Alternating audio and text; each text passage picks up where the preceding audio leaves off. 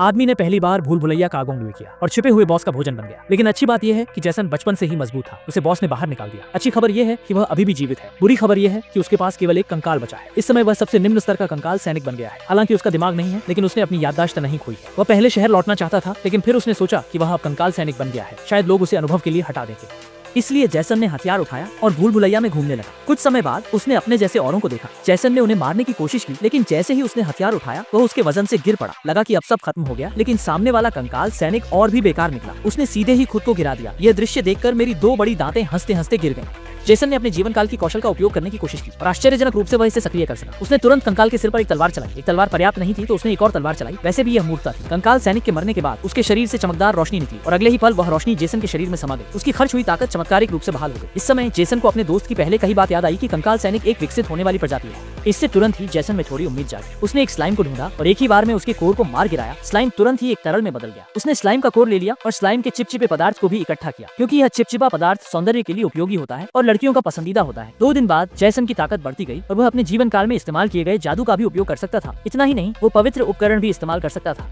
वह कल्पना करता था कि एक दिन वह भगवान स्तर का साहसी बन सकेगा। कुछ दिनों बाद जैसन ने एक स्लाइम राजा को हरा दिया। वह स्लाइम के जाल की चिपचिपाहट इकट्ठा करने की तैयारी कर रहा था, लेकिन जब प्रकाश जैसन के शरीर में प्रवेश किया तो जैसन ने अप्रत्याशित रूप से विकास कर लिया। इस समय वह अब एक कंकाल सैनिक नहीं था, बल्कि एक घोल बन गया था। हालांकि उसकी बाहरी रूपरेखा अभी भी एक राक्षस की थी, लेकिन कम से कम उसने मांस और खून प्राप्त कर लिया था।